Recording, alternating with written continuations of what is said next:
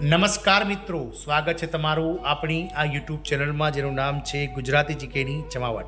તો 8મા પગાર પંચને 16 જાન્યુઆરીના રોજ જ્યારે કેન્દ્ર સરકાર દ્વારા લીલી ઝંડી આપવામાં આવી છે ત્યારે સરકારના ડીઓપીટી એટલે કે ડિપાર્ટમેન્ટ ઓફ પર્સનલ અને ટ્રેનિંગ અને એનસીજેસીએમ વચ્ચેના સભ્યો વચ્ચે હાલમાં મિત્રો ટર્મ્સ ઓફ રેફરન્સ 8મા પગાર પંચને લઈ અને ચર્ચા વિચારણાઓ અને મિત્રો બેઠકો ચાલી રહી છે. ત્યારે હવે ટૂંક જ સમયમાં 8મા પગાર પંચના ટીઓઆર નક્કી થયા પછી સરકાર દ્વારા એના માટે કમિટીની રચના કરી દેવામાં આવશે. ત્યારે 8મા પગાર પંચમાં જે કર્મચારીઓ છે તે 3 ગણું ફિટમેન્ટ ફેક્ટર વિચારી રહ્યા છે. એટલે કે હાલમાં જે વર્ગ 3નો એટલે કે ક્લાસ 3નો જે 18,000 રૂપિયા બેઝિક છે 1800 ગ્રેડ પે પ્રમાણે તે સીધો 51,000 રૂપિયા થઈ જશે તેવું માનીને બેઠેલા અને વિચારીને બેઠેલા કર્મચારીઓ માટે એક મહત્વનો રિપોર્ટ સામે આવ્યો છે. આજના વિડીયોમાં વિગતવાર ચર્ચા કરીએ કે 8મા પગાર પંચમાં ફિટમેન્ટ ફેક્ટર 3 કેમ નહીં રહે અને કેટલા ફિટમેન્ટ ફેક્ટર પર કર્મચારીઓના પગાર વધી શકે છે તેને લઈને વિડીયોમાં વિગતવાર ચર્ચા કરીશું.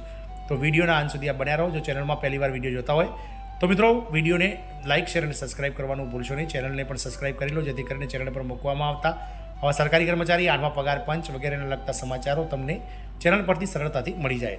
તો 8મા પગાર પંચની વાત કરીએ તો પગાર સીધો 18,000થી વધીને 51,000 રૂપિયા થઈ જશે તેવું માનીને બેઠેલા કર્મચારીઓ માટે જે છે તે મહત્વનો રિપોર્ટ સરકારે બહાર પાડ્યો છે.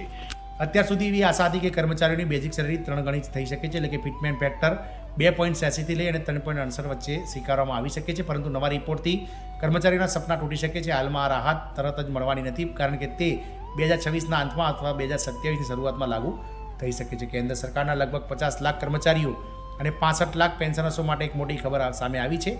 અત્યાર સુધી કર્મચારીઓ એવું ઈચ્છતા હતા કે મિત્રો જે ગ્રેડ 3 ક્લાસ 3નો જે મિત્રો સૌથી નાનામાં નાનો બેઝિક 1800 ગ્રેડ પે છે તે 18,000 રૂપિયાની ન્યૂનતમ બેઝિક સેલરી વધીને 51,000 રૂપિયા થવાની આશા રાખી રહ્યા હતા. પરંતુ નવા રિપોર્ટ મુજબ બેઝિક સેલરીમાં આટલી મોટી વૃદ્ધિ નહીં થાય. 8મું પગાર પણ લાગુ થવાથી કર્મચારીઓની સેલરીમાં માંડ 13%ની વૃદ્ધિ જે છે તે હાલના સંજોગોમાં દેખાઈ રહી છે. અત્યાર સુધી એવી આશા હતી કે કર્મચારીઓની બેઝિક સેલરી 3 ગણી થઈ શકે છે પરંતુ નવા રિપોર્ટથી કર્મચારીઓના સપના તૂટી શકે છે.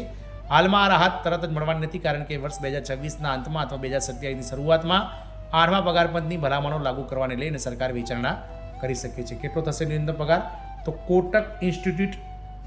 કોટક ઇન્સ્ટિટ્યુશનલ ઇક્વિટીઝના રિપોર્ટ મુજબ 8મા પગાર પંચમાં ફિટમેન્ટ ફેક્ટર 1.8 રાખવામાં આવી શકે છે. એનો અર્થ એ થાય છે કે હાલના પગારને 1.8થી ગુણીને નવો પગાર નક્કી કરવામાં આવશે. આ પ્રમાણે ન્યૂનતમ પગાર 18,000 રૂપિયાથી વધીને 34,000 રૂપિયા થઈ શકે છે. અત્યાર સુધી એવી ખબર આપવામાં આવી રહી હતી કે તે વધીને 3 ગણો એટલે કે 51,000 રૂપિયા થઈ શકે છે. સેલરીને લઈને આ નવી શક્યતાઓથી કર્મચારીઓને ઝટકો લાગી શકે છે. શું છે ફિટમેન્ટ ફેક્ટર? તો ફિટમેન્ટ ફેક્ટર એક ગુણાંક છે જેના દ્વારા જૂના પગારને નવા વેતનમાનમાં બદલવામાં આવે છે. જેમ કે 7મા પગાર પંચમાં ફિટમેન્ટ ફેક્ટર 2.57 હતો જેના કારણે ઘણા કર્મચારીઓની સેલરી ખૂબ જ વધી ગઈ હતી. લાગુ થવામાં કેમ વિલંબ થશે? તો રિપોર્ટ અનુસાર સરકારે જાન્યુઆરી 2025માં 8મા પગાર પંચની જાહેરાત તો કરી છે પરંતુ હજુ સુધી તેની ટર્મ્સ ઓફ રેફરન્સ એટલે કે ટીઓઆર નક્કી થઈ નથી અને ન તો કમિશનના સભ્યોની નિમણૂક થઈ છે. કોટકનો અંદાજ છે કે કમિશનનો રિપોર્ટ આવવામાં લગભગ 1 થી 1.5 વર્ષનો સમય લાગશે અને ત્યારબાદ સરકારને તેને મંજૂરી આપવા અને લાગુ કરવામાં પણ 3 થી લઈને 9 મહિનાનો સમય લાગી શકે છે. કેટલો ખર્ચ આવશે સરકારને? તો કોટક ઇન્સ્ટિટ્યુશનના જણાવ્યા અનુસાર પગાર પણ લાગુ થવાથી સરકાર પર 2.4થી લઈ અને 3.2 લાખ કરોડ રૂપિયાનો વધારાનો ખર્ચ આવશે જે જીડીપીનો લગભગ 0.6થી 0.8% હશે. સૌથી વધુ ફાયદો ગ્રેડ સીના કર્મચારીઓને થશે જે કેન્દ્ર સરકારની વર્કફોર્સનો 90% ભાગ છે. ખર્ચ અને બચત પર અસર.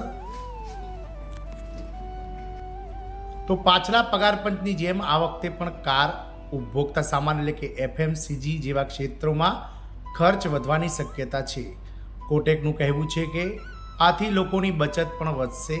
અંદાજ છે કે સેલરી વધવાથી 1 થી 1.5 લાખ કરોડ રૂપિયાની વધારાની બચત થઈ શકે છે જે શેરબજાર, બેંક જમા અને ફિઝિકલ એસેટ્સમાં રોકાણ થઈ શકે છે.